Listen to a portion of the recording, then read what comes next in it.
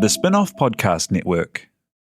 With a major selection of the looks your kiddos love starting at just $4 in the Walmart app, a new school year means a stylish new them. Who knew? Find skater skirts and Crocs that say, I'm casual but cool. Sparkly sneakers that say, it's my classroom, you're just learning in it. And preppy polos that say, I'm the teacher's pet, even if they're mommy's menace at home. Find their favorite styles starting at just $4 in the app. The Walmart you thought you knew is now new. Ryan Reynolds here from Mint Mobile. With the price of just about everything going up, we thought we'd bring our prices down. So to help us, we brought in a reverse auctioneer, which is apparently a thing. Mint Mobile Unlimited Premium Wireless. How to get 30, 30, bit to get 30, bit to get 20, 20, 20, bit to get 20, 20, bit to get 15, 15, 15, 15, just $15 a month? Sold! Give it a try at mintmobile.com/switch. Upfront payment of $45 for 3-month plan equivalent to $15 per month required. New customer offer for first 3 months only. Speed slow after 35 gigabytes if network's busy. Taxes and fees extra. See mintmobile.com.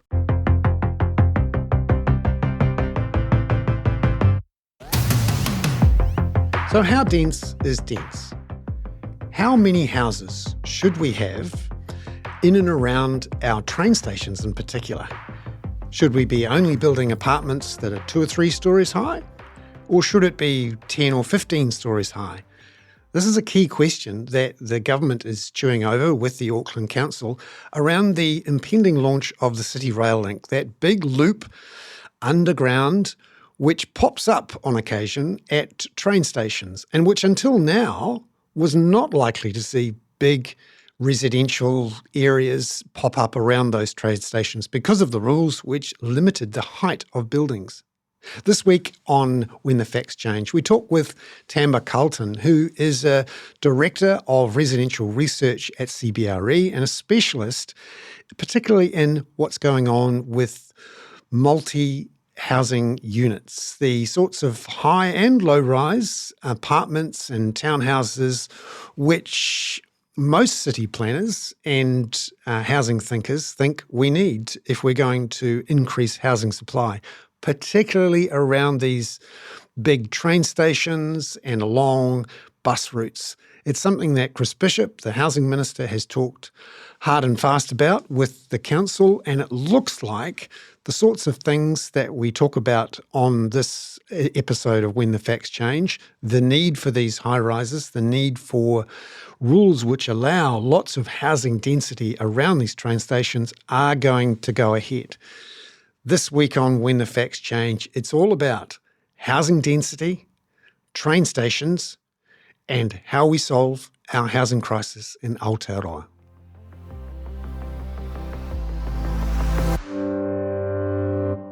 Well, kia ora, and welcome to When the Facts Change to Tamba Carleton, who is a Director of Research for Residential at CBRE in New Zealand. Welcome to the show, Tamba. Thanks, Bernard. Nice to be here. Yeah, I'm really interested in how we urbanise. We do a lot more medium to high density housing in our biggest cities, Auckland, Wellington, Christchurch. And you're a specialist looking at how these apartments are being built, how many, when, where, why, who's buying. So I thought I'd have a chat with you because, there's been a lot of talk. Chris Bishop has gone gung-ho on, let's have lots of new housing supply, particularly around these train stations, bus routes, it's all go. We're going to have all these people and all these houses. But then I look around and there's not a lot happening at the moment. Just to give us a sense, what are we seeing in our major cities around apartment supply, new buildings, new additions? Yeah, it's incredibly difficult right now. Like, developers are struggling and have been for years. And it's still a really bad situation today. So I think apartment living in New Zealand is generally quite a new concept. We've kind of had it arising over the past 30 years or so. It currently in Auckland is 8% of housing stock. So we're at 47,000 apartments, being 8%. So it's come from essentially nothing 30 years ago to what it is today, but in some very distinct supply booms. We had the late 90s, which was a lot of CBD viaduct stuff coinciding with the America's Cup, and then the mid-2000s, which was a lot of CBD investment grade stock in Auckland, and then really nothing happening during the GFC. But then after that, the unitary plan was proposed, and we saw a significant uplift in suburban apartment development and supply. And put together, the fringe in suburban right now, it exceeds the stock in the CBD. So it's really becoming a lot more widespread across the Auckland urban area. And because of that, people are a lot more aware of it. And it's becoming a more mainstream housing typology for people to live in as well. So who are the main buyers of apartments, and how can they afford to buy apartments? Because some of them are, quite expensive, and also they've got these fees that you have to pay every quarter, which when you take account of that, the long-term cost of an apartment can be different from just owning a standalone house. Yeah, for sure. So, you think about getting onto the housing ladder, right? You tend to do that when you're a young person, and you're probably going to be a smaller household at that point in time, maybe one or two persons. And I think we did a millennial survey some years ago, and the general feeling was that people do want to own their own home. It just has, more rights and responsibilities, but, you have greater control over the property that you live in, which increases feelings of safety and security. And then you're able to connect with your community and put down roots as well. So generally, millennials do want to own homes. But, demography has shown that New Zealand and Auckland especially is pretty unaffordable housing. So if you're going to be getting your forever home, you're going to be saving for quite a few years to get that. So apartments were seen as a compromise of dwelling typology and internal space as a way to get on the housing ladder in a location that is not ridiculously far away from work. So apartments have been quite popular in the past 10 years with first home buyers, especially under the Kiwi Build program. But prior to that and up until recently, they were quite a popular typology for investors. So they had a lower entry price. They had a pretty good yield because the rent wasn't too different to a house to an apartment. And yes, there are additional costs with body corp fees, but there is sharing of those costs. So if the roof needs replacing, you're not fully covering that yourself. You're sharing that with the other apartment owners. And also, just got to keep in mind, apartment buildings in Auckland are pretty new. More than half are less than 10 years old. So that's part of that suburban supply uplift. And just thinking about, how things are going at the moment, in the last year or so, we've had a 200 basis point fall in the official cash rate. There's been a lot of talk, now it's time for the economy to recover.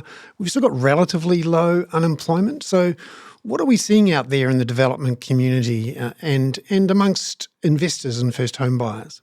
Yeah. So the developers, they, even during COVID, had quite a bit of buyer activity. The housing market was really strong, and apartment development cycles tend to follow those waves. When house prices were going up a lot from 2019 to 2021, pre-sales were also pretty strong. In the fringe and suburban, so CBD was still very muted, and that's for different reasons, which we'll probably come to later. So there were about 400 pre-sales a quarter in 2020 and 2021. So developers were able to get enough contracts signed that they could take those to their bank and say, can I have my development finance? And the bank would say, yeah, and then they would start construction.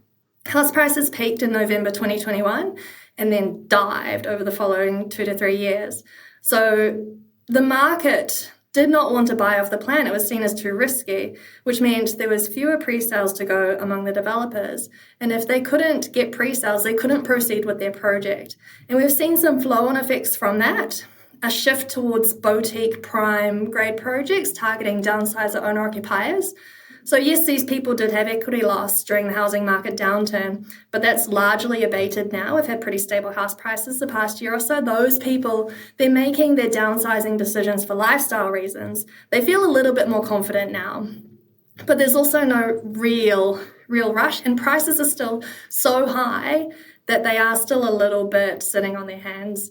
But I think that it's still really the main active buyer group right now is those downsizer owner occupiers. Yeah, it feels like a chicken and the egg situation, like a standoff between those people who've seen prices peak. They maybe believe that in New Zealand You don't have to wait long before prices start rising again and they're back above their peaks. The last time we saw a downturn, 2008-9, prices fell 10%, but they rebounded pretty quickly. And by, 2010, 2011, they were back rising again from their peaks. But this time around, it's been 3 years now. And for some parts of the market, some places, 20, 30% falls in prices. And it's still a long way from the peak. And for those people who don't have to sell, they're not being forced out by their banks. Most people are still relatively comfortable with their mortgage servicing, particularly now that interest rates are falling. So I get the sense it's like this frozen market that when people are reliant on freeing up their equity from rising house prices, our housing market doesn't really work properly when prices are below their peaks and not rising very quickly. Yeah, I think if credit was less constrained than it is now, the market would be taking off. But is that a good thing? Is that sustainable?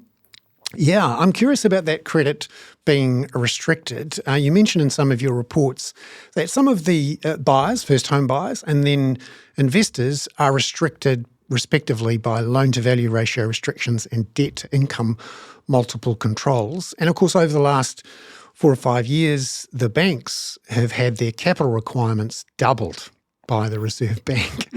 How much demand is pent up and perhaps being restricted by these lending restrictions from the Reserve Bank, both at the LVR and DTI end and maybe at the capital end? Yeah, it's hard to tell. Housing is very much a personal investment, but it is also very financialised. And I've done a bit of research into the New Zealand housing market downturns, looking at the past 100 years of how house prices have performed. And not just in New Zealand, but globally, we're seeing a lot more of this double dip behaviour in downturns. So prices peak, they go down, they come up, but it's a false recovery. It's not quite real. And then they go down again. So I think what's happening is people are trying to time the market and get in to make short-term capital gains, but it's not really based on fundamentals because it takes time for exuberance to come back to reality.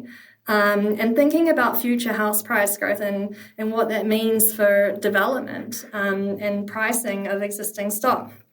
We've got house price growth over the past 30 years and drivers of that are probably not going to be replicated in the next 30 years. So two of the big ones are interest rates coming down from somewhere in the 20% range to in the 2% range. That's not going to be repeated in the next 30 years. Oh, we're not going to go to minus 16%? Negative. It has been done. But the other thing is, what makes up household incomes and the addition of women into the workforce. Household incomes some years ago were one person and now it's effectively two. So your capacity to pay has increased and that meant you could pay more for housing. Can that go to 3? Probably not. So we've got two factors that have influenced how much people are able to pay for housing that are not going to be as influential moving forward. So what does that mean for long-term growth?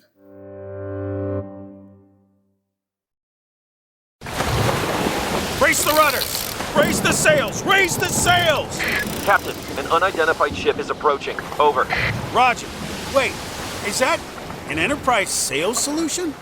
Reach sales professionals, not professional sailors. With LinkedIn ads, you can target the right people by industry, job title, and more. We'll even give you a $100 credit on your next campaign. Get started today at linkedin.com/results. Terms and conditions apply. This message is sponsored by Greenlight.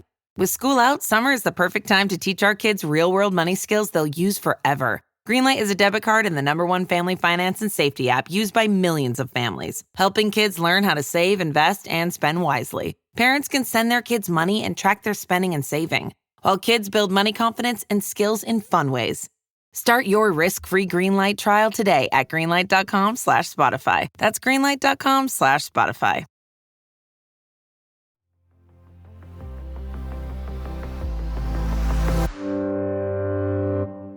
there's still an awful lot of people, you mentioned those empty nesters, if you like, who are pretty equity rich. You know, they've been the beneficiaries of those rises in house prices over the last 20 or 30 years.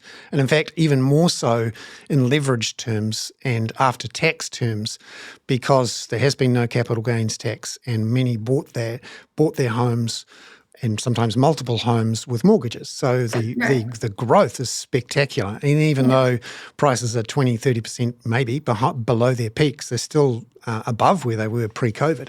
So there would be, you know, plenty of room there for some of the older owners to downsize, to free up equity, maybe to become rental property investors in apartments.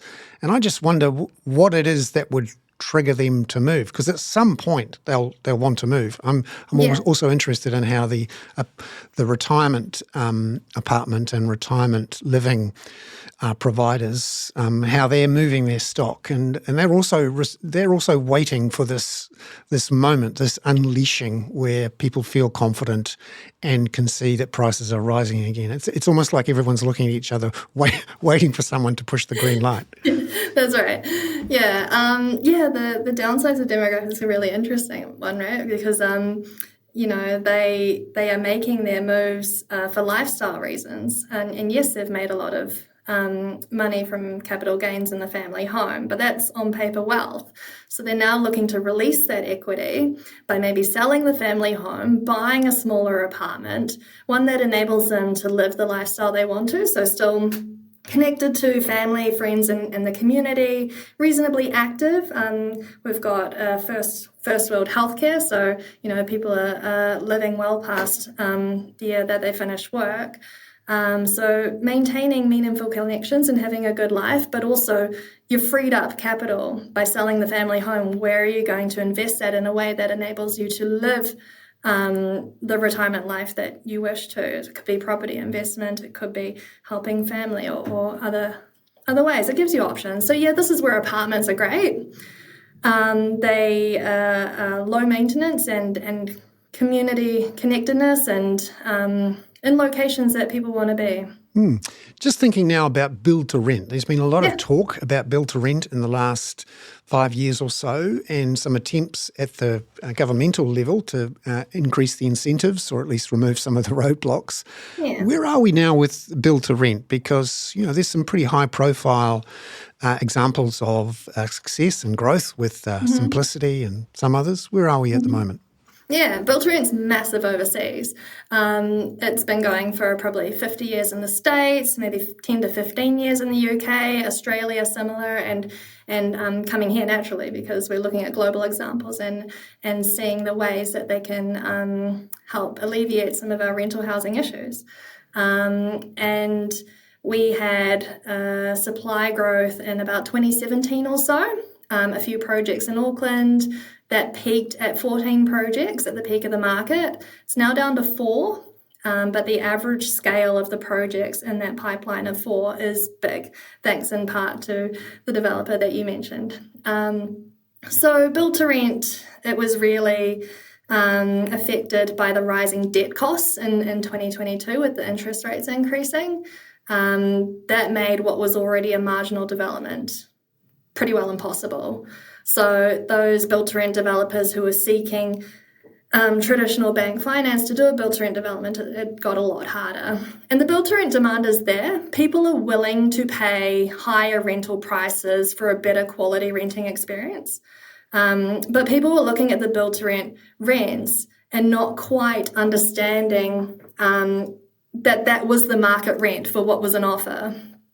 So it's still very new and emerging in the New Zealand market. I definitely believe that it has its place, as do all the other types of existing housing stock and rental stock, but it's having a tough time right now. Fair to say that. Well, is there anything that the government could do to encourage that sort of housing? Because it really fits into that missing middle for a lot of people who are looking for a high quality rental or something that they can use as a base to move on from, and maybe quite long term as well. That's an unusual thing in New Zealand. We tend to get either booted out or jump on.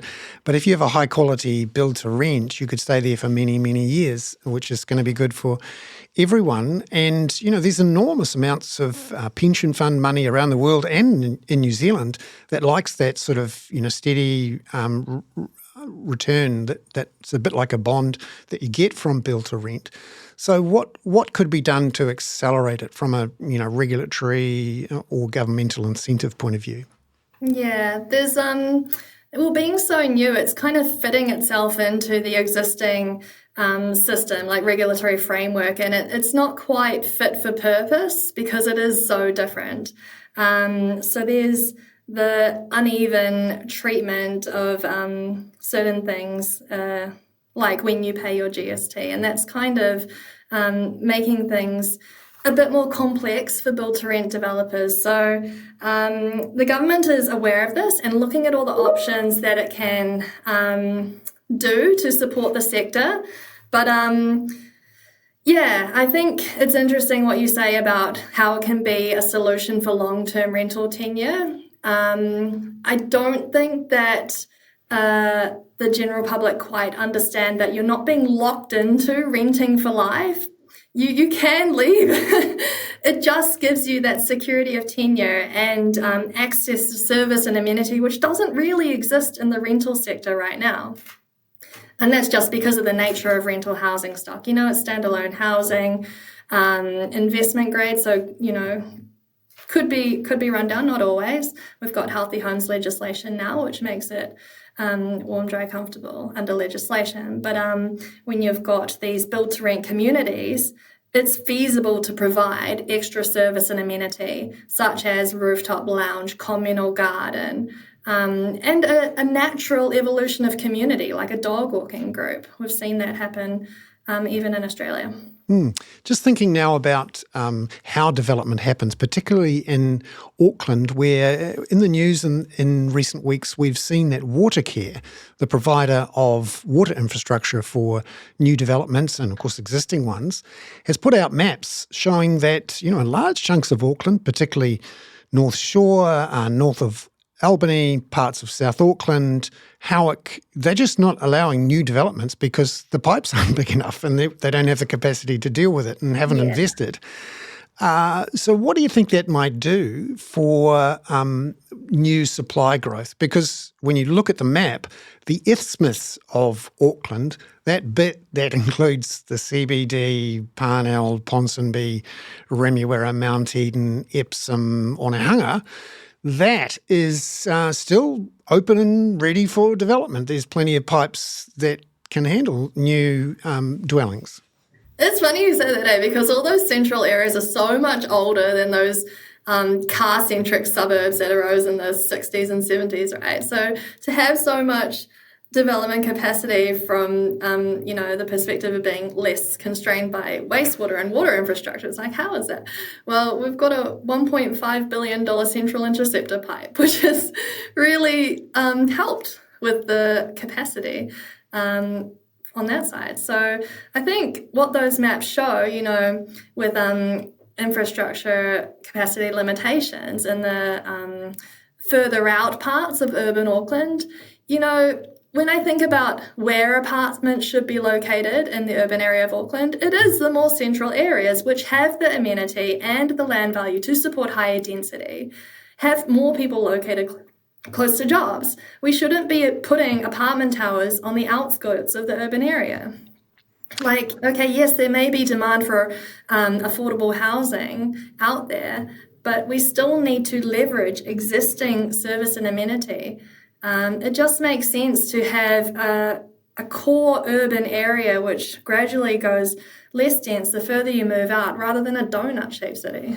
Yeah, because that's what we've got at the moment. We've got this weird situation where we've just dug two really big, expensive holes. That is the City Rail Link hole and the Central Interceptor hole, both on the isthmus and paid for with public money.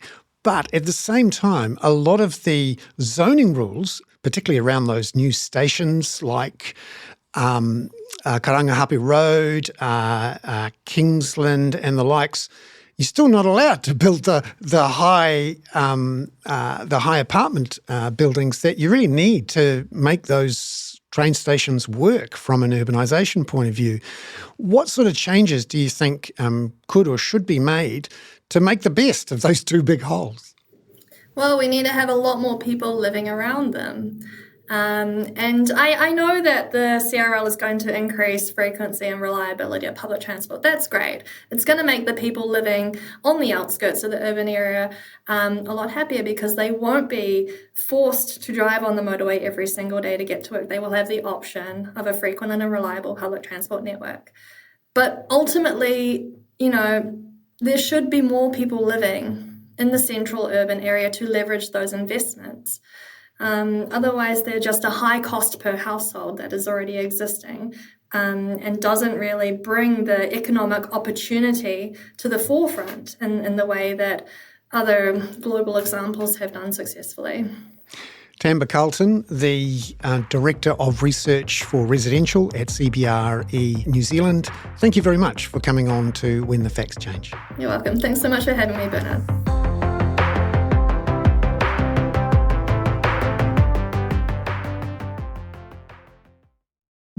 The Spin-off Podcast Network.